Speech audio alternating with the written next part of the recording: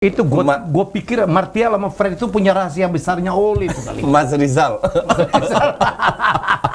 I really don't know. Kayaknya Ole ini ingin membuktikan bahwa dia itu benar.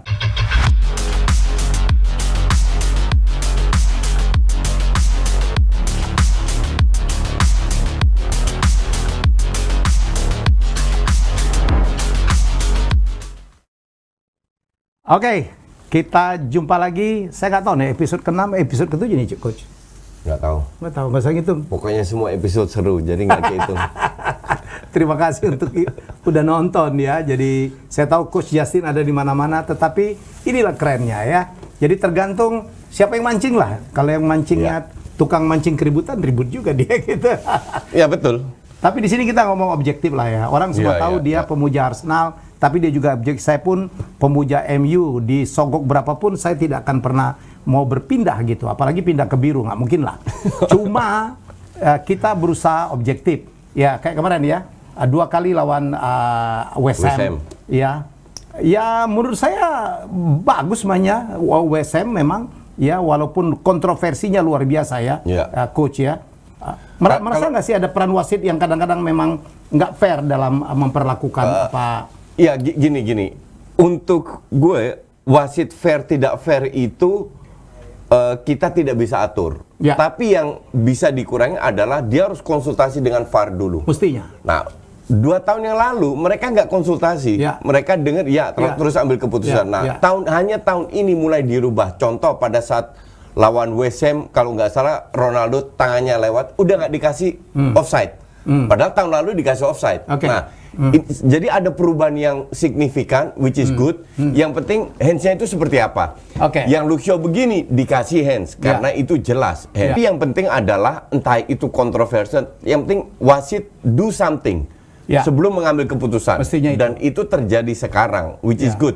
Kadang kita nggak setuju, oke lah, ini juga sepak bola bukan robot, jadi human errornya itu pasti masih ada. Ya, tapi dalam 2 game lawan West Ham game sebelumnya ya kan ketahuan ada 2-3 momen yang mestinya minimal 2 penalti lah, ya karena jelas-jelas tuh ya, jelas-jelas. Yang kalau nggak salah Ronaldo 3 kali kena pelanggaran, yang ketiga itu untuk gue 50-50. Wasit bisa ngasih, kalau seandainya dikasih penalti, I can live with that.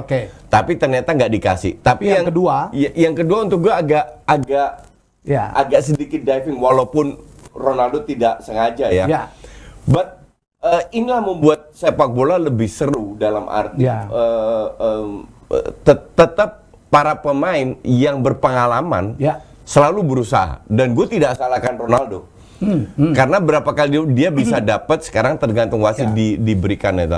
Cuman di luar apa namanya penalti or not, gue bilang di match pertama itu MU nggak layak menang. Itu luck. Maksimal draw maksud saya. Harusnya draw. Tapi Moyes ini kan kepinteran, pemain yang belum panas, belum apa-apa suruh ambil penalti. But padahal itu dengan full starter. Nah, kalau kemarin tapi bukannya pengambil penaltinya itu memang spesialis penalti yang jarang gagal, bro. Nggak pernah gagal katanya. Betul. Nggak pernah gagal pada saat dia bermain. Brother, 2 dalam seminggu menarik juga nih karena jadwal MU bertemu dengan tim yang sama. Ya, 1 menang, yang tadi malam atau kemarin ini minggu ini yang terakhir kalah. Ya, jadi menurut saya dan ada masalah penalti ya yang mestinya baik di game pertama maupun di game kedua, penalti yang mestinya kata orang nih, terutama penggemar MU, mestinya penalti dong. Dari 3 pelanggaran yang dilakukan terhadap Ronaldo, 1 untuk gue 50-50. Dalam arti 50-50, kalau seandainya diberikan penalti, gue nggak akan protes. Tapi in this case tidak diberikan. Ini human error. Tapi yang jauh lebih penting adalah VAR tahun ini itu berubah. VAR ini jadi kita lihat golnya Ronaldo, dia itu tangannya offside. Tidak diberikan, dan memang tidak boleh diberikan. Tapi kalau kita lihat tahun lalu, 1 senti 1 mili aja kalau offside diberikan. Nah, tahun ini udah nggak lagi. Nah, Luxio diberikan dan itu layak. Obvious. Ya, jadi wasit sekarang diberikan instruksi bahwa kita harus lihat apa namanya, bukan kerja 1 mili 1 senti lagi, tapi lihat intensinya. Kalau intensinya benar-benar untuk menghalang, itu diberikan penalti. Nah, kalau soal masalah Ronaldo, untuk gue sih yang penting wasit itu konsultasi dan ke pinggir lapangan melihat itu penalti atau tidak. Jadi tidak hanya mengandalkan instruksi dari VAR. Karena banyak sekali wasit VAR yang ada di dalam studio, itu bocah-bocah yang jam terbangnya cetek. Jadi mereka terlalu textbook. Maka dari tapi kan referee-nya kan melihat video dari berbagai macam sisi, he can decide that. Iya, itu yang penting karena kalau kita lihat 2 tahun yang lalu itu referee barely ke pinggir lapangan, nyaris nggak ke pinggir lapangan untuk ngecek. Tahun lalu agak mending, jadi this year di luar pasti ada kontroversi karena ini tetap human sport, pasti ada human errornya. At least tahun ini jauh lebih bagus daripada tahun sebelumnya. Di game kedua di mana MU kalah, sebenarnya ada satu lagi kemungkinan penalti yang ada didorong ke bawah. Yang ditarik jersinya Nah, ini juga tarik menarik, ini juga agak kontra. Mungkin di negara lain akan diberikan penalti. Tapi di Inggris enggak, karena Inggris mungkin wasitnya melihat reputasi, ya ini sepak bola bukan catur. Nah, kalau sepak bola jadi sedikit keras, maka dari itu human error itu masih ada, tapi peluangnya akan jauh lebih sedikit dengan aturan baru di VAR ini. Nah, kembali kalau kita bicara ke match pertama itu MU luck. That's what I said in my video. MU luck. Mestinya draw. Tidak hanya dari skor tapi juga dari sisi permainan karena MU nggak terlalu dapat banyak peluang. Tapi di pertandingan kedua MU dominan dong, bro. Cuman gagal ngegolin gitu. Sekarang gitu. Sepak bola itu dari detik 0 sampai menit 90. MU dominan setelah kebobolan. Di menit 9. Artinya kan 80 menit. Dominan dong. Dominan bukan berarti dominan adalah ball possession, you create chances. Tapi kreativitas juga nggak begitu banyak. Betul. Sehingga bahkan di kalau nggak salah 5-10 menit terakhir, West Ham itu dapat 2 peluang besar dari counter attack, yang satu kena tiang, satu shooting ke Henderson. Nah, sepak bola itu kan bukan hanya menyerang, tapi day to risk kena counter attack. Kemarin mereka kalau dilihat dari sisi permainan, ya saya kayak permainan pertama harusnya seri. Atau tapi yang pertandingan Piala Kebo yang lo bilang tadi malam kan keren dong. MU-nya keren. Tapi jangan lupa juga MU ini skuadnya kan cukup bagus. Kalau kita lihat Matic main, Van de Beek main, Sancho main, Martial main, Mata main, Lingard main. Ini pemain yang sering main di tim utama juga, walaupun sebagai subs tidak selalu menjadi starter, tapi bagian dari tim utama. Cuman kita nggak bisa menurunkan semua pemain yang jarang bermain, berharap ini akan jadi kompak. That is the problem. Contoh paling bagus, Mata kapan main? Nyaris nggak pernah main. Tiba-tiba disuruh main dengan Van de Beek yang kemarin sebagai pivot, sebagai DM, yang bukan posisinya juga, tapi dia tidak bermain jelek, harus gua akui itu. Cuman untuk mendapatkan kekompakan ini susah, otomatismenya itu nggak dapat. Beda dengan tim utama. Tapi di sisi lain, gue setuju, oleh turunkan pelapis. Karena weekend masih ketemu Aston Villa. 2 hari kemudian ketemu Villarreal, dan lawan Villarreal, they have to win. A must win game. Must win game. Lawan Aston Villa nggak gampang juga di kandang. Jadi untuk Piala Kebo ini ya udahlah, turunin pelapis. Karena Arsenal turunin pelapis, Chelsea turunin pelapis, City turunin bocah-bocah malah. It's okay lah. Saya sebagai penggemar MU, bro. Kalau waktu melawan Young Boys saya marah. Karena definitely salah strategi. Nggak pantas MU ditembak 19 kali berhadapan 2. Tapi tadi malam saya kecewa tapi nggak marah lah, bro.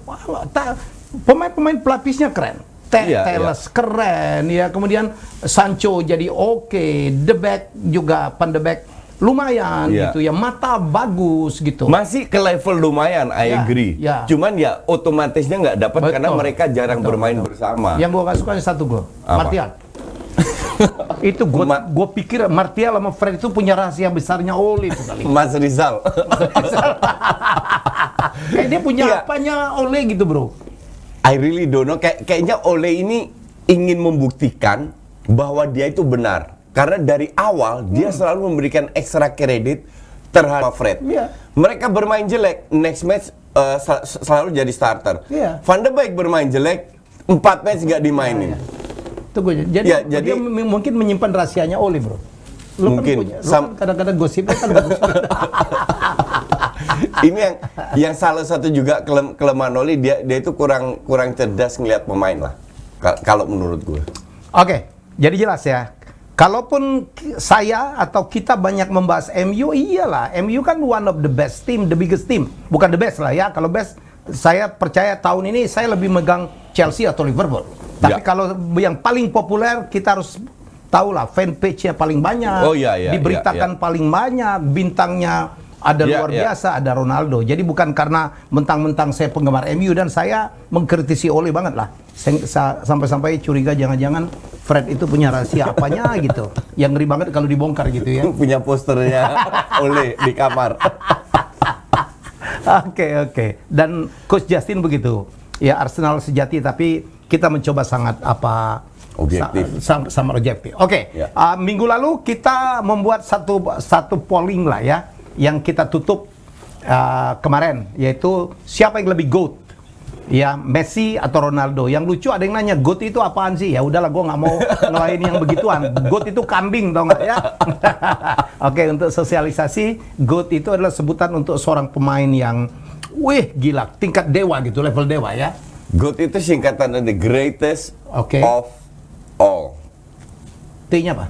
T-nya itu the best ya, bukan? Mungkin nggak tahu lah. Pokoknya gitulah, pemain terbaik lah. Ya, seperti kalau di basket juga GOAT-nya siapa gitu. Apakah LeBron atau siapa? Nah, itu di dunia sepak bola ya sekarang ini memang dua nama ini luar biasa. Kita kaget juga 8.000 komen masuk. Ya, terima kasih. Ya, terima kasih. Dan kita akan segera umumkan ya siapa yang lebih GOAT. Sekarang lagi kita tally dan ikutin di Rplay yang akan tayang hari Senin, dan siapa yang beruntung ya dipilih oleh Coach Justin untuk sebagai pemenang dapat $100 dari gua tuh pribadi ya. Jadi hasilnya di Rplay ya. Di Rplay ya. Bukan di sini. Jadi tonton Rplay ya. Tapi menarik juga ya, Bro. Memang kita tahu bahwa penggemar dua pemain ini kan luar biasa ya, Coach. Ya. Sebenarnya tergantung melihat dari parameternya, sudut pandangnya apa. Ya, apakah hanya dari trofi, apakah hanya dari gol atau dari skor, atau melihat dari bakatnya atau lebih dari kerja kerasnya. Jadi tinggal kita pemuja yang mana ya. Kalau orang pemuja kerja keras pasti milih Ronaldo. Kalau memuja bakat, ada yang bilang dia cuma nembak kaki kiri doang, bisa top scorer berkali-kali gitu. Ya udahlah, ini tergantung sudut pandang. Saya tidak akan pernah berdebat. Saya lebih suka Ronaldo, tapi saya mengakuin Messi. Dua-duanya hebat. Ada yang bilang ini dua orang ini nggak perlu dipertentangkan lah. Apalagi ada yang bilang posisinya juga berbeda ya. Ya, satu playmaker, satunya adalah striker. Agak tidak adil kalau dibandingin. Enggak lah. I think mau dibandingin di siapapun, kita harus bersyukur bahwa kita pernah menikmati dua pemain seperti ini dari usia muda sampai mereka hampir pensiun berapa tahun lagi. Ini sebuah kenikmatan untuk penggemar sepak bola ya. Dan untuk gue sih juga nggak begitu penting lah mau siapa the best atau enggak. Yang penting kita bisa menikmati keduanya, apalagi sekarang di masa-masa mereka sudah mau masuk ke usia pensiun. Dan mereka baru saja pindah liga ya, pindah klub. Sehingga dibandingin itu makin tajam, macam-macam aja dibandingin siapa yang lebih keren, siapa yang lebih tinggi, siapa jual kaos lebih banyak, ya, kemudian siapa yang lebih talented gitu, siapa yang lebih baik karakternya. Ronaldo nggak mau ditato sampai begitu tuh, Bro. Karena memikirkan dia donor darah secara berkala. Banyak sekali peninjauannya. Saya pikir sah-sah aja lah ya. Itulah ukuran orang terhadap idola ya. Cuman gue juga kaget ada 8.000 yang ikut polling ya. Itu luar biasa itu. Cuman gue juga bingung milihnya siapa nanti. Ntar kita lihat lah. Dan lucu aja gitu, ada yang sampai emosional, sampai mengeluarkan kata-kata menurut gue nggak patut, statement sampai terus kata BODOH tuh gitu.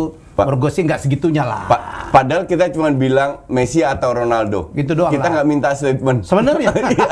Tapi kalau statement, itu yang di depan statement, belakangnya statement semua, Bro. Ada yang bikin analisa, macam-macam. Ya benar, that's football. Ya itulah soccer. Jadi kita berharap kita jaga ya, mari kita fanatik masing-masing, tapi kita tetap menjaga objektivitas ya, coach ya. Ya, betul sekali. Kemarin baru dapat satu data lagi bahwa Ronaldo top of the list dari pemain sepak bola dengan penghasilan paling tinggi ya, satu tahun 125 juta. Ya, nomor 2-nya Messi 101 apa ya. Nomor 3-nya kalau nggak salah Kylian Neymar atau Mbappe gitu. Neymar kayaknya. Neymar ya. Neymar lebih gede. Ya. Jadi itu dia top 10-nya itu mereka nomor 1, nomor 2. Karena memang secara komersial itu terutama dari iklan dan dari bonus ternyata Ronaldo itu lebih tinggi ya, Bro. Gue nggak pernah perhatiin. Iya, lebih tinggi. Dia dapat kontrak dari mana-mana dan secara bisnis juga Ronaldo bagus ya, punya merchandise, punya hotel. Dia akan bikin hotel ke-7 di Manchester. Ya. Oke, kita ngebahas satu orang membandingkan dua GOAT ini, dua-duanya GOAT lah menurut saya, Ronaldo dan Messi. Ya, karena dua-duanya minggu lalu itu dikeluarkan oleh pelatihnya pada menit ke-70-an. Ya, dan ada dua sikap yang berbeda. Ya, Ronaldo dikeluarkan pada saat melawan Young Boys. Ya, dan dia oke aja, dia tepuk tangan oleh that's okay. Walaupun dia ngegolin, mainnya bagus banget. Sementara Messi dikeluarkan, dia nggak mau disalamin dan terlihat mukanya itu marah. Mungkin kita bisa lihat fotonya ya, waktu saat Messi dikeluarkan oleh Pochettino dalam pertandingan melawan Lyon kalau nggak salah ya. Ya, betul. Ya, jadi menurut lo gimana, coach? Sikap kalau kita membandingkan ini? Padahal kalau kita melihat Ronaldo juga di momen itu MU juga butuh gol. Betul. MU juga butuh gol, maka dari itu dan seperti kasusnya di PSG waktu itu skor seri, PSG juga butuh gol. Ya. Tapi kenapa justru dua-dua di menit yang sama dikeluarkan dengan sikap yang berbeda? Gue bilang gimana ya? MU ini kan bisa dibilang selalu kondusif dalam arti pemainnya itu aja. Yang datang yang benar-benar diperhitungkan itu kan Ronaldo masuk. Varane memang pemain besar, menang Champions League dan lain-lain. Tapi dia bukan nama besar menurut gue. Nah, pada saat dia masuk, gue rasa Ronaldo ini setuju. Gue nggak boleh bertingkah karena bisa merusak internal di MU. Tujuan gue ini memberi kontribusi. Nah, Messi, gue nggak tahu apakah ada hubungannya dengan pada saat Pochettino melatih Espanyol. Barca Espanyol itu kan dari satu kota. Apakah mereka dulu sudah selek atau enggak? Nggak tahu juga. Cuman sikap yang ditunjukkan Messi itu tidak profesional. Setuju ya? Ya, setuju. Hanya di PSG itu sering terjadi. Neymar pun pernah begitu, Mbappe pernah begitu karena terlalu banyak ego yang ingin jualan diri sendiri, tidak mementingkan tim. Nah, sekarang kan adalah itu udah lewat. Sekarang kita harus lihat ke depannya. Efeknya apa? Imbasnya apa? Yang jelas kemarin PSG menang over lawan match. Kasusnya sama. Itu juga di menit terakhir, menit 9 bahkan di injury time. Mereka cetak gol menang 2-1. Jadi PSG ini masih keteteran. Masih keteteran di liganya sendiri walaupun dengan banyak masalah dan banyak pemain bintang, mereka tetap keteteran. Katanya Messi cedera lutut. Katanya. Ini yang sebelum kita mempertunjukkan video bagaimana statement Pochettino, mungkin dia buang malu nih menurut gue ya. Dia begitu karena dia cedera dan gue panggil dia keluar juga karena dia ini barangkali itu nutupin. Karena setelah itu kan banyak yang protes, bro. Gitu. Banyak yang protes. Iya, banyak yang protes, banyak yang mempertanyakan. Mereka mempertanyakan, kita ini belum dalam posisi unggul. Dan Ole pun diprotes kan. Kenapa keluarkan Ronaldo dalam posisi kalau itu oke. Ini kan persoalannya respon dari yang dikeluarin. Kalau Ronaldo fine-fine aja mungkin. Kalau Ronaldo tuh oke gitu. Dia di setiap pertandingan ngegolin. Jadi dia nggak stres. Sementara Messi menurut gue stres. Sampai sekarang dia belum ngegolin. Sampai sekarang belum ngegolin. Dia hanya ingin menunjukkan 2 kali kena tiang atau mistar. Cuman dia belum menunjukkan. Dia ingin menunjukkan.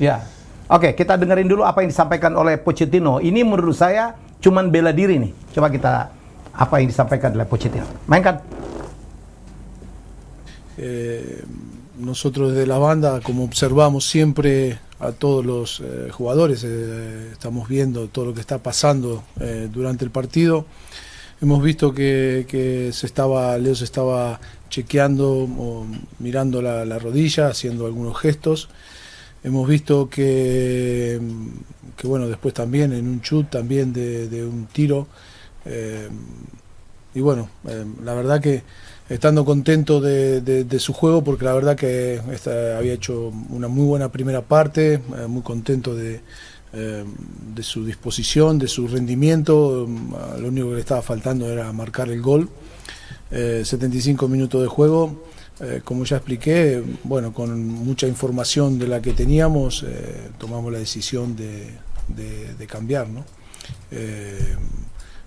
Esa es la situación de lo que pasó. Ya, kalau itu yang disampaikan oleh Pochettino, ya kalau memang Messi minta keluar karena cedera, rasanya respon mukanya itu, ekspresi mukanya pada saat dikeluarin itu enggak begitu tuh. Messi nggak minta keluar, cuman dia mengambil kesimpulan bahwa itu dia berusaha menjelaskan ke Messi, tapi kayaknya Messi pada saat itu mungkin sedikit emosional karena dia tidak mencetak gol. Cuman Messi ini kan bukan bintang kemarin sore. Harusnya dia sadar semua gerakan yang dia lakukan akan ditangkap, akan expose oleh dunia. Jadi gerakan gesture kemarin tidak memberikan salaman kepada pelatih, itu mendisrespect pelatih. Kalau saya jadi Pochettino, saya nggak akan terima. Cuman yang jadi masalahnya kan ada dua hal. Satu, kalau dia dipecat atau jobnya nggak akan panjang kalau cari ribut. Dan kedua, banyak pemain bintang dia harus atur. Nah, apakah Pochettino bisa ini? Untuk saya masih tanda tanya. Apakah bisa mengatur ego ini? Yang penting 3 ego ini, Mbappe, Neymar, sama Messi. Mbappe ini sebenarnya udah nggak puas, ingin keluar tapi dipaksa. Dan kalau Neymar sama Messi kan at least temenan, jadi kerjasama masih oke lah. Harusnya kedepannya masih oke. Tapi Mbappe ini gue nggak yakin, karena Mbappe juga ngincer prestasi sendiri. Biar cetak gol sendiri dan lain-lain, dan kelihatan PSG 2 match terakhir ini terseok-seok. Maka dari kalau Messi balik lagi, bisa nggak Pochettino mengatasi 3 masa ego ini agar juga menyelamatkan posisi dia sebagai coach. Tapi kalau nggak bisa atau nggak ada solusi, ya itu yang repot. Jadi sekarang kita melihat leadershipnya dari Pochettino dan juga profesionalnya dari 3 pemain ini. Mau nggak mereka? Karena it happens ya. Asumsi mereka mau Pochettino dipecat. 3 pemain ini asal main aja. Nggak masuk, 2 match beruntun aja kalah. Selesai Pochettino. Hot seat. Ya, hot seat karena sebagai owner mereka akan pikir, lu udah gue kasih begitu banyak pemain yang top dunia semua. Kenapa lu menang aja susah? Sekarang udah 2 kali menang di injury time. Susah banget. Nah, lihat yang ketiga, keempat seperti apa. Jadi untuk gue sih justru kedepannya ini akan jadi seru. Ya. Kalaupun Pochettino dipecat, siapa penggantinya? Bisa terima nggak dengan ego-ego? Bisa meredam ego-ego ini nggak? Itu yang jadi masalah sekarang. Bro, kita Manchester City macet juga ya, draw ya, berapa kali draw terakhir ya. Jadi tidak lagi menang padahal sangat powerful gitu. Analisa lo coach apa ya, coach? Ya, murni nggak ada striker. Jadi kalau Pep, ada striker. They need striker now. They need striker. Kalau Pep bilang pada saat mereka seri kemarin lawan siapa itu seri? Soton. Ya, lawan Soton. Pep bilang, sirkulasi bola oke, tapi bolanya ke depan kurang bagus. Come on. Bola kurang bagus itu, it happens dengan semua tim. Nggak bisa seperti itu. Dia punya 11 squad yang oke, tapi dia kekurangan striker. Padahal dia masih punya Sterling ya, bro? Ya, semua udah dicoba di posisi 9 itu, semua dicoba. Gabi ya. Sterling coba, Ferran Torres coba, semua Foden pernah main di situ, cuman they are not striker. They miss Aguero then? They miss Aguero. They miss real striker. Itu yang jadi masalah. Real striker. Real striker. Karena real striker itu punya insting cetak gol. Sometimes you don't have to be good gitu. Nah, kita lihat golnya Ronaldo lah. Emang gol kelas dunia? Enggak. Yang penting gol. Positioning. Kenapa positioningnya? Nah, orang kayak gitu kehilangan mereka di City. Dan ini kasusnya sebenarnya tahun lalu juga. Tapi tahun lalu karena Chelsea terseok, Liverpool terseok, MU terseok, MU masih runner up. Nggak ada banyak cedera dan lain-lainnya. City masih bisa jadi juara. Tapi masalah ini itu sudah tahun lalu. Makanya gue gemuk. Lu berani keluarkan dia terlalu gambling. Dia beli Grealish 100 juta, dia incer Kane 150, Kane nggak dilepas, tapi terlalu mepet. Tidak melihat striker opsi lainnya.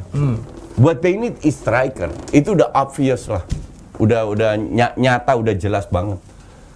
Oke, sekarang kita ngelihat bahwa Liverpool sama Chelsea itu memang lagi on fire ya. Lagi on fire ya. Cuman kalau kita nonton juga Chelsea kemarin di babak pertama kelemahannya dibuka.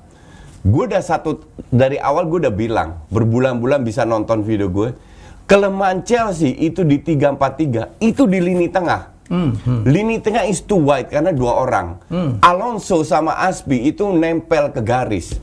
Dan kemarin dibuktikan oleh Nuno Espirito Santo hanya di babak pertama, di mana mereka menghajar Chelsea di press dan menguasai lini tengah. Mason Mount itu lebih striker, pengen cetak gol. Jadi turunnya itu lambat. Untuk membangun serangan dari belakang pun dia nggak terlalu turun amat. Babak kedua perubahan cuma 1 bro. Mason Mount tarik, Kante masuk, main 3-5-2, selesai. Berubah. Babak kedua selesai. Hanya pergantian satu di depan attacking midfield digeser turun ke bawah. Karena Kante bisa menyerang juga kan. Tapi at least mereka harus pegang bola dulu, ball possession. Nah sekarang pertanyaan gue adalah, apakah kelemahan Chelsea dengan 3-4-3 akan dimanfaatkan oleh klub-klub lain ke depannya? Nah itu yang penting. Mereka harus nonton Spurs babak pertama. Perang strategi nih ya? Iya. Tapi dengan mampunya Tuchel ya, merubah babak kedua kemarin lawan Spurs dan mereka hajar Spurs, menunjukkan bahwa Tuchel itu memang ahli strategi. Oh iya betul. Itu sudah dari zaman di Dortmund, dari Mainz Dortmund udah kelihatan bahwa ini orang emang hebat. Kenapa dia gagal di PSG? Kembali lagi menurut gue ya itu kebentur ego bintang. Dan kalau lu sebagai pelatih satu tidak punya nama, tapi pelatih tidak punya nama bukan berarti dia jelek kan? Ya kan? Enggak selalu. Ya. Tuchel membuktikan bahwa dia pelatih bagus, cuma dia kebentur dengan ego-ego itu. Nah, beruntung untuk Chelsea bahwa dia lagi dipecat, dia kosong, Lampard nggak perform, Lampard pecat, dia masuk, dan Klopp langsung menang dengan pemain yang sama dengan di bawah Lampard, juara Champions League. Sebenarnya gue tunggu Chelsea pas agak menurun nih. Perubahan apa yang dilakukan? Ternyata nggak turun-turun. Tapi lo ngaku nggak kalau kehadiran Lukaku itu menambah energi yang luar biasa? Kehadiran Lukaku sama kehadiran Ronaldo itu sama. Mereka berdua dibutuhkan karena musim lalu MU pun tidak punya real striker yang bisa cetak gol terus. Tidak konsisten. Kadang Rashford di depan, kadang Cavani udah sering cedera juga, kadang Greenwood di depan, Mas Rizal di depan, semua udah dicoba. Mas Rizal. Tapi nggak ada yang fix. Nah, Chelsea sama. Werner dicoba, Kai Havertz dicoba, bahkan Ziyech pernah dicoba, semua dicoba, tapi tidak ada striker yang benar-benar bisa cetak gol. Datangnya Lukaku, datangnya Ronaldo mengisi kebutuhan, dan mereka menunjukkan juga bahwa dari match pertama mereka sudah bisa memberikan kontribusi yang diharapkan oleh fans, mereka lakukan itu. Cuman kalau liga kan kita bicara konsistensi. Kalau Ronaldo gue masih yakin bisa. Lukaku gue masih tanda tanya apakah dia bisa konsisten atau enggak. Oke, Liverpool juga sekarang lagi leading ya? Ya. Jadi 3 tim dengan skor yang sama di atas. Liverpool lagi leading, lagi bagus karena ya kembali lagi nggak ada yang cedera. Cuman pada saat mereka stuck, pelapisnya itu jelek. You cannot rely on Origi. Sekarang ada 4 pemain yang setara untuk 3 position. That's okay. Jadi biasanya kan Firmino atau Jota yang diganti. Kemarin Mane sempat diganti, main lagi terus cetak gol lagi. Kalau satu cedera atau out of form aja, lagi jelek aja, nggak ada penggantinya. Oke. Apalagi Origi sekarang cedera juga. Jadi terus si Jepang itu Minamino, amburadul juga itu. Nah, belum di belakang beruntung nggak ada juga yang cedera. Dengan datangnya Konate, at least pelapisnya masih oke lah. Jadi ada 4 center back untuk dua posisi. Tengahnya masih 50-50. Cuman sekali lagi pada saat angin lagi bagus, lagi on fire, mereka akan terus. Yang jadi momok di Liga Inggris itu kan cedera. Dan itu benchnya seperti apa? Menghantam Liverpool tahun lalu ya, begitu Virgil van Dijk cedera berkepanjangan, abis itu tim. Bukan lolos 4 besar tuh. Bukan Van Dijk aja, Matip sama Gomez, tapi di depan pun juga mandul tahun lalu. Di depan itu jelek banget, mereka nggak bisa cetak gol. Udah di belakang keropos, di depan juga, nah repot. Nah sementara dengan arogannya, Klopp bilang kami tidak butuh pemain. Makanya mereka cuma beli Konate doang kan. Nah kalau gue bilang sih Klopp ingin memproteksi manajemennya Liverpool. Kan mereka terkenal pelitnya. Yahudi. Gitu, iya. Tapi mungkin di summer mereka akan beli ya. We never know ya. Harusnya. Ya di winter nanti ya kan mungkin. Kalau winter feeling gue sih enggak. Karena winter nggak ada pemain bagus yang dilepas. Jadi harusnya termasuk pemain-pemain yang musim depan free transfer barangkali kan daripada hilang sama sekali. Banyak sekali pemain yang tahun depan free transfer. Kalau free transfer mungkin bisa. Cuman the problem is adalah manajemen Liverpool ini nggak sadar. Mereka nggak sadar bahwa Klopp itu juga manusia, bukan tukang sulap. Bahwa dia membawa Liverpool dengan dana pas-pasan bisa meroket, menang Champions League, menang Liga. Bukan berarti mereka bisa konsisten karena tetap pemain bisa cedera. Oke, bro, pertanyaan terakhir sebelum kita istirahat nih. Dari 4 tim, 4 besarnya Inggris ya, Chelsea, City, Liverpool, MU, yang mana yang benchnya paling oke menurut Coach? Kalau bench paling oke itu City. Tapi sekarang siapa yang pada saat ini ya, yang kelihatan mainnya efektif dan efisien, itu Chelsea. Iya. Oke. Gitu. Baik. Masih banyak sekali yang kita akan bahas tentang Koeman, ya Ronald Koeman yang sudah di hot seat juga sekarang karena Barcelonanya di luar 5 besar La Liga. Kita break dulu ya, simak yang berikut ini. Ya, khusus untuk para penonton dari Jasaye, kali ini gue ingin menjelaskan sedikit tentang bagaimana kalian mendapatkan bantuan dari indikator di Binomo. Caranya gampang banget, buka aplikasi Binomo, klik icon, 3 icon ini di paling kanan, ini ada indikator. Kelihatan tulisannya Moving Average, Alligator, dan Bollinger Band. Nah, indikator tersebut kalian bisa cek di YouTube, fungsinya tujuannya apa. Gue sendiri menggunakan indikator ini pada saat gue melakukan trading di saham. Oke, kalau itu sudah terjadi, gue mau menunjukkan chart type. Chart type itu di sebelah kiri. Ini ada bars, bentuknya itu kayak begini. Kita kembali lagi, ada candle bentuknya kayak begini. Nah, gue menggunakan lines dan gue ambil yang 1 detik. Oke? Kalau udah jelas, kita lakukan trading. Ini trennya masih ada 8 detik. Gue selalu mepet-mepet tradingnya. Ini trennya ke bawah atau ke atas. Gue ambil yang ke bawah.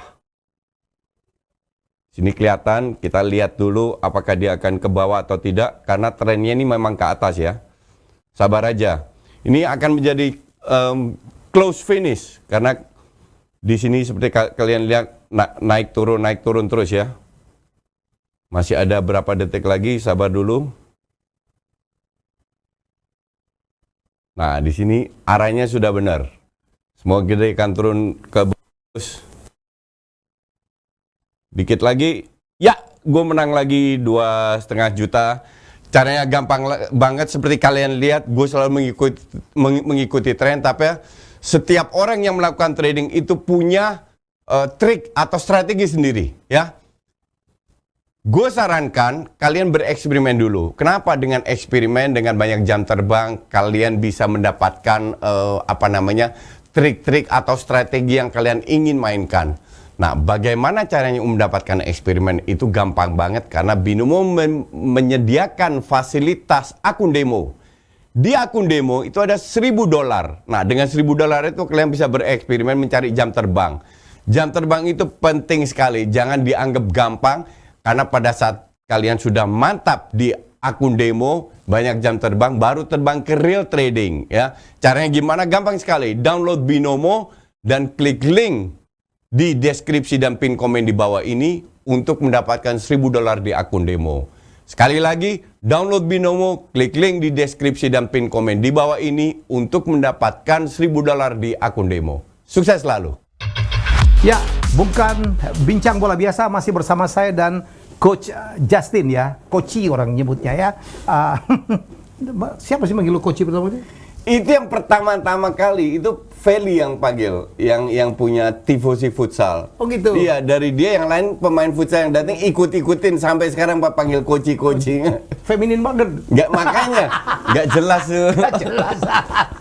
Orang semaskulin dipanggil Coachy gitu. Kayaknya gimana Iya gitu. betul. Nah itu Feli yang mulai itu. Lo dosa lo ya. Enjoy aja bro. That's you know. Twitter sekarang udah mulai trending topik nih ya. Hashtag apa Koeman out. Ya. Gimana menurut Coach? Gini ya, kalau kita bicara soal pemain Belanda, pelatih Belanda, kalau gue kasih komen mendukung, selalu bilang, oh ya dia orang Belanda, dia pasti dukung Belanda. Padahal gue selalu objektif. Ya. De Boer jelek aja gue bilang ini De Boer out.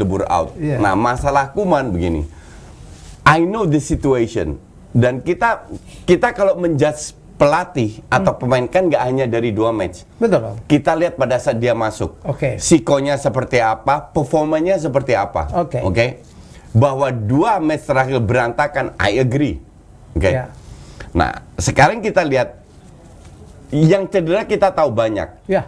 Lawan Granada, Alba nggak main, Pedri nggak main. Di samping yang masih cedera, dia pasang Yusuf Demir di kanan, tapi memang nggak ada striker lagi. Dia coba Coutinho, si Balde dicoba di sayap kiri, Sergi gantiin Pedri. Itu nggak jalan sama sekali. Mereka takut atau nggak ada kreativitas, nggak bermain aman. Akhirnya di menit 40 Balde digeser, si Des digeser ke kiri, Mingueza masuk di kanan. Itu lebih berjalan, Lawannya itu dapat gol yang cukup lah kalau gue bilang di menit ke 3-4 awal-awal lah. Shocking. Setelah itu park the bus.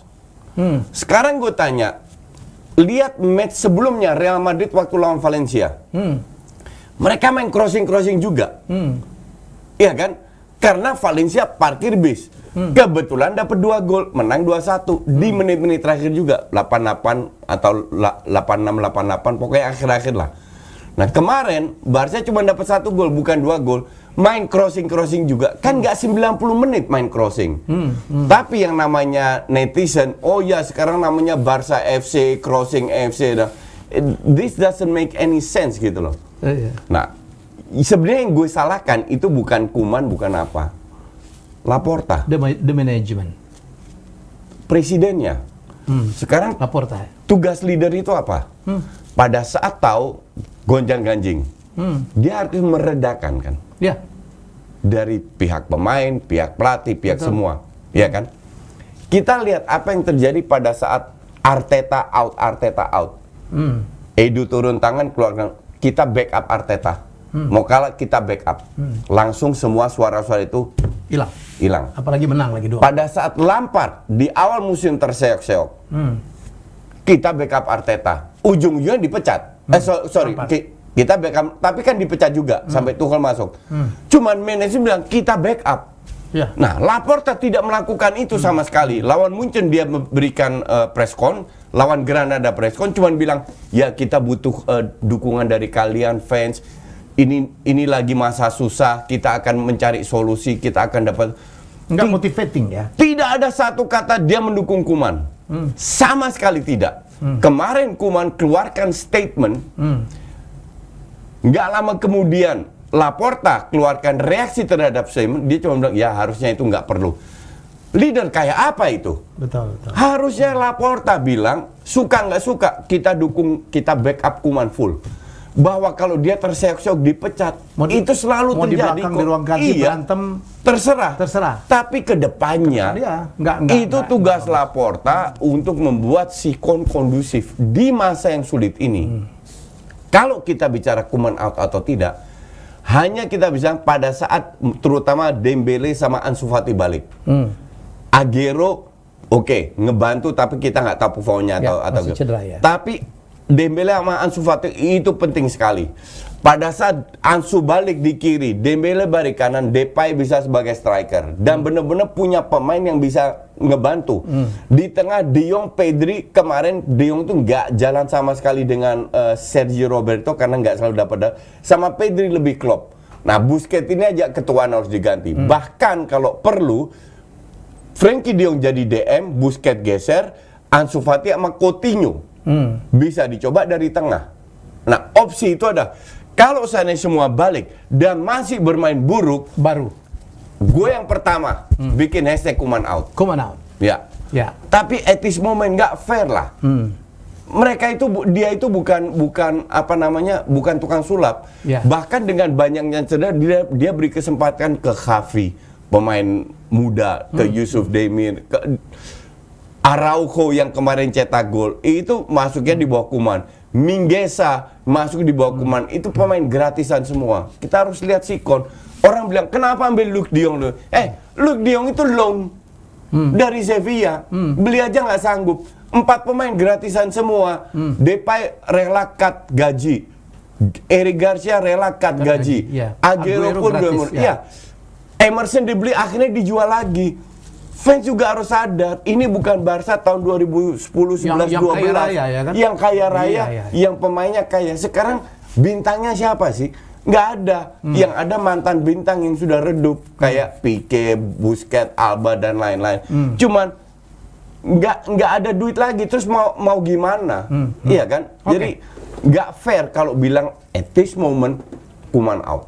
Oke, kita lihat dulu apa statement dari Koeman yang memang menolak untuk disalahkan. Kita tonton dulu yang berikut ini.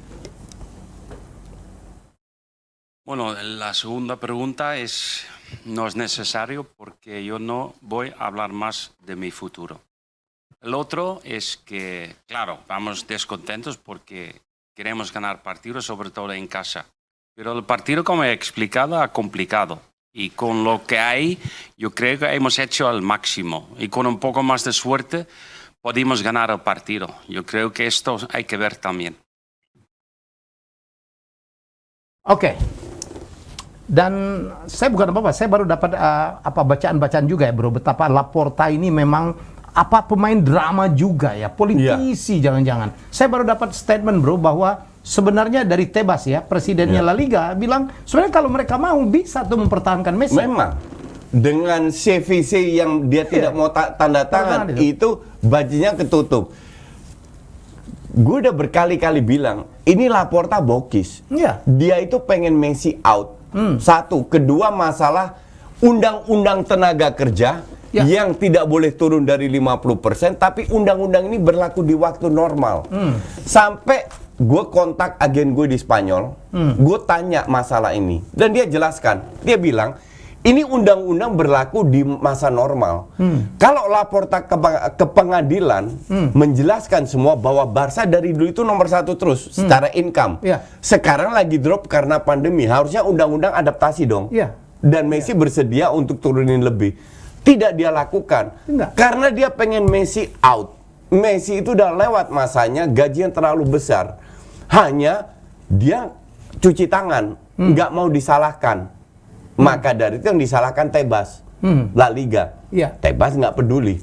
Dan gue salah satu yang mendukung Laporta ya. Dan gue agak kecewa karena Laporta sekarang beda dengan Laporta zaman Johan Cruyff. Dia tahu kalau dia masih pendukung Cruyff sejati, Koeman ini mengikuti gaya bermainnya Cruyff, filosofinya Cruyff. Tapi kembali kita harus lihat sikon dong. Pemain kan berbeda. Betul. Kalau dengan full team, gue bilang Barca bisa bersaing. Mungkin kalahnya sama Munchen, tapi lawan City, lawan PSG, lawan Chelsea itu bisa kalau semua full team. Tapi ini kan pemain penting-pentingnya aja nggak, bahkan striker aja. Waktu lawan Munchen kan main 3-5-2. Orang kenapa main 3-5-2? Kan Barca nggak pernah main 3-5. Sekarang gue tanya, lu mau taruh siapa di depan? Yang fit cuma Depay sama Luuk de Jong. Yang lain tepar semua. Bahkan seorang Braithwaite aja cedera. Lu mau taruh siapa? Kemarin Coutinho yang dipaksa Yusuf Demir dipaksa di kanan, Coutinho di kiri. Nggak jalan juga. Ya, jadi itu fakta. Jadi memang di Liga Spanyol sekarang ya, Real Madrid agak aman-aman ya, tapi Barcelona season masih panjang. Masih banyak sekali kemungkinan. Oh iya, kemungkinan. Absolutely. Dan ATM menang juga karena kartu merah di menit-menit terakhir juga. Suarez cetak 2 gol, sebelumnya 2 kali seri, nggak stabil juga. Madrid pun nggak stabil dari permainan. Kebetulan kemarin menang 6-1. Tapi sebelumnya performanya juga so-so aja. Lawan Inter menang juga di menit-menit terakhir, padahal digempur terus sama Inter. Jadi the season is still open semua. Bro, AS Roma akhirnya kalah juga di bawah Mourinho. Akan sering kalah. Percaya sama gue. Akan sering kalah AS Roma. AS Roma ya. Cuman sekarang gue lebih sering nonton Serie A ya. Dan itu very attractive loh. Kemarin Juventus saja berat juga menang ya, bro. Terseok-seok Juve itu. Hampir itu tuh draw tuh. Itu 2 gol. 2 gol itu lewat scrimmage, bukan lewat sebuah set play atau apa. Iya, itu faktor luck-nya gede lah. Dan bahkan mereka mendapatkan spesial kalau sudah dapat masih 2 peluang besar yang dimana finishing yang jelek diselamatkan oleh Chesney. Cuman 3 points is very important untuk Juve. Kemenangan pertama untuk mengangkat.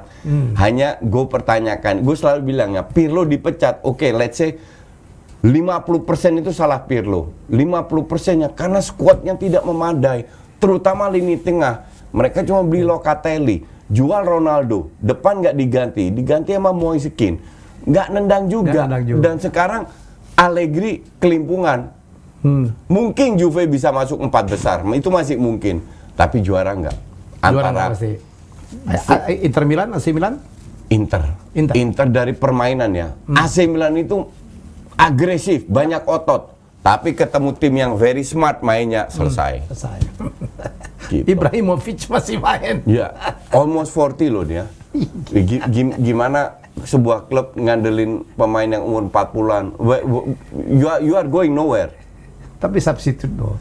Saya kemarin masuk pengganti ngegolin lagi dia. Iya, habis itu cedera lagi berapa lama. Gimana mau ngandelin pemain kayak gitu? Iyalah. Tapi kan super sub lah ya. Oh iya, kalau super sub oke.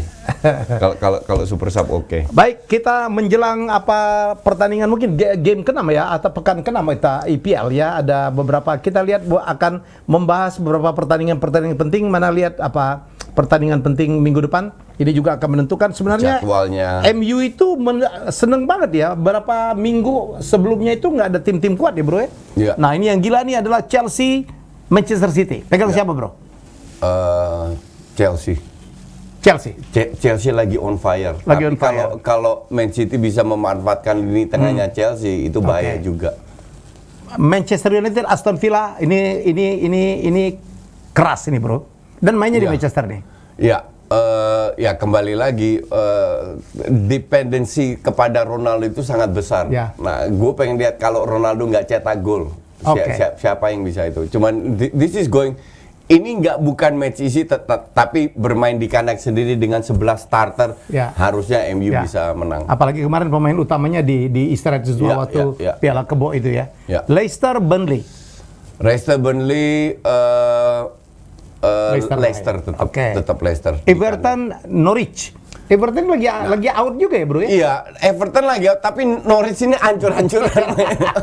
Ini calon degradasi kan selalu begitu, naik turun. Tim pertama yang dikalahin Arsenal, bro. Iya, betul. Leeds, West Ham, nggak terlalu harus kita perhatikan ya.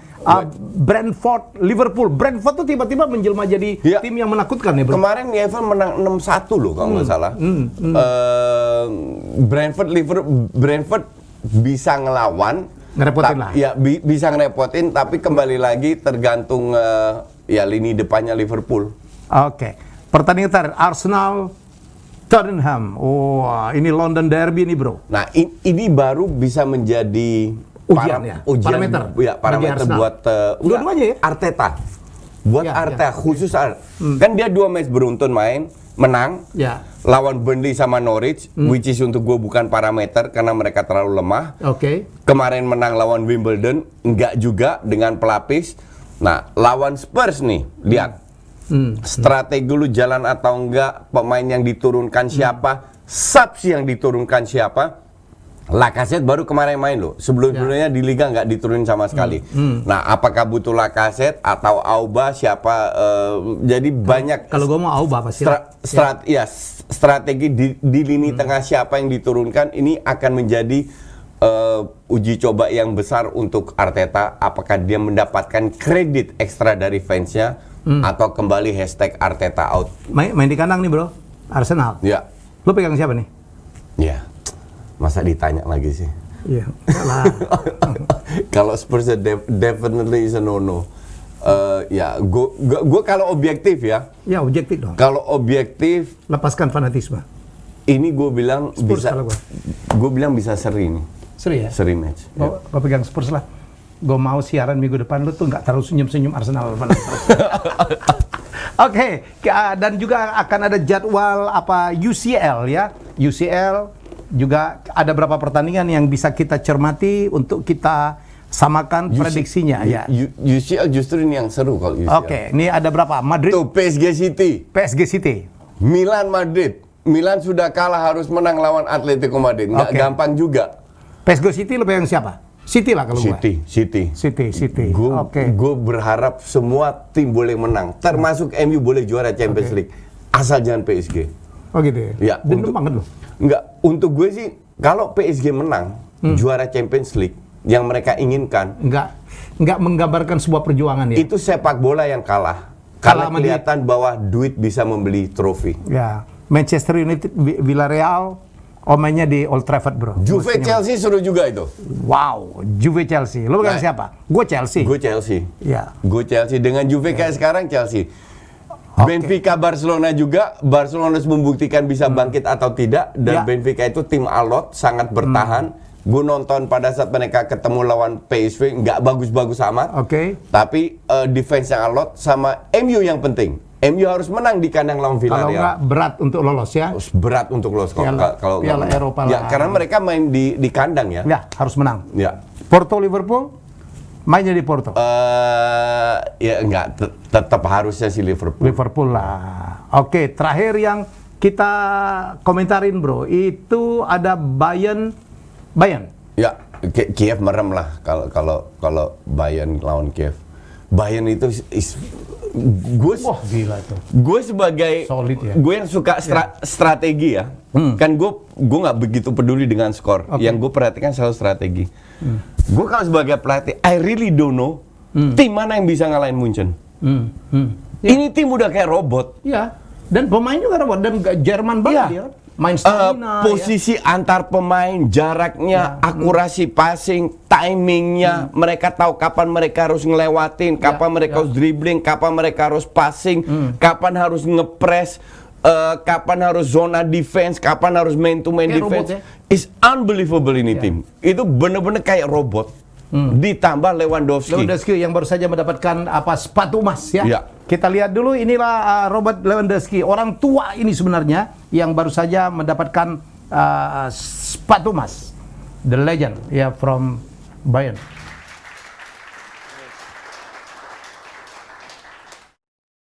Die wenigsten hätten geglaubt, dass die 40 Bundesliga-Tore von Gerd Müller einmal überboten werden. Doch Robert Lewandowski setzte noch einen drauf. 41 Treffer. Und das alles nebenbei bemerkt, obwohl er verletzungsbedingt 5 Bundesligaspiele verpasst hat. Lieber Robert, im Namen des FC Bayern München ganz, ganz herzlichen Dank und Gratulation für diese grandiose Leistung.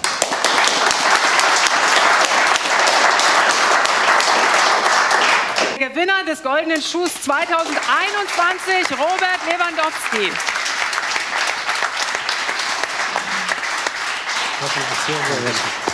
Well done. Schon direkt. Sehr schwer. Echt?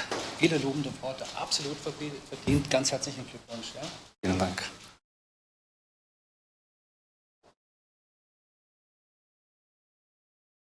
Gratuliere. Dankeschön. Danke. Schwer, ha? Ist ehrlich schwer, wirklich. Herzlichen Glückwunsch. Bester Torjäger Europas 2021. Hätten Sie gedacht, dass Sie so einen Schuh mal so glücklich machen würde? Ich muss ehrlich sagen, ja, ich bin sehr stolz, ich bin sehr zufrieden. Von Herrn Präsident, das schon ein Moment auch für mich persönlich ist. Und ich muss ehrlich sagen, egal woher kommst du, egal wie du klein bist, egal wie du dünn bist, dann musst du immer glauben an große Leistung. Und ich weiß, wie harte Arbeit musste ich, da wo ich kleiner war, auch wenn ich ein bisschen älter geworden bin, immer hart arbeiten, weil klar, die Erfolg und die große Leistung musste man mit der harten Arbeit zusammenpassen. Ich wollte zeigen, dass ich alles schaffen kann. Und klar, dass die ersten 2-3 Monate... Wir wollen mal auf diesen 41., auf dieses historische Tor schauen nochmal, mit Ihnen vielleicht auch nochmal zurückblicken. Das war der 22. Mai, letztes Saisonspiel. Oke. Satu, gue paling enak denger bahasa Jerman. Kenapa? Nggak tahu, gue mungkin trauma dulu, SMP dulu di Belanda itu wajib belajar bahasa Jerman. Dan guru gue itu kesel banget, jadi gue kalau denger bahasa Jerman jadi cuman gue ngerti sampai sekarang apa yang diomongkan. Jadi ya statement biasalah, memecahkan rekor Gerd Müller dan itu pencapaian yang luar biasa. Jadi Anda jangan berhenti bermimpi, mulai dari nol. Anda bodoh lah, Anda kecil lah, tetap harus berjuang.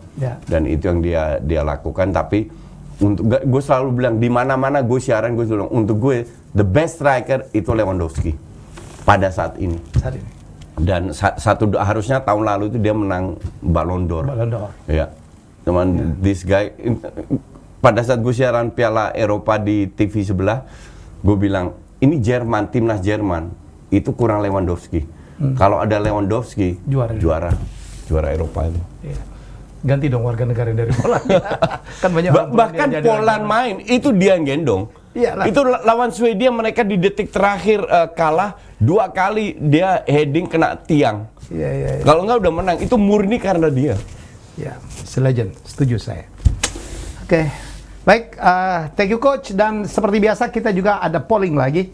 Nah, ini menarik nih. Gue nggak mau nanya coach nanti. Polling apa lagi nih? Polling ada 2 orang pelatih yang berseteru di liga yang sama ya, lebih dari 1 kali. Menurut Anda mana yang lebih hebat? Mana yang lebih hebat? Jose Mourinho atau Pep Guardiola? Ya, jadi ikutin polling kita di mana? Di bawah ini ada ya, Anda ikutin, dan ini hanya berlaku 24 jam ya. Jadi kita akan membuat kita akan menyerahkan dalam satu polling. Apa nama pollingnya? Community tab. Ya, ikutin di sana, pilih Pep atau Jose. Akan ada hadiah menarik dari sponsor kami ya. Dan ini hanya berlaku 24 jam. Buruan ya, kita buktikan. Saya tahu yang suka Jose banyak, tapi yang suka Pep juga banyak ya. Demikianlah siaran kami. Gua nggak mau nanya coach karena nanti Anda terpengaruh ya.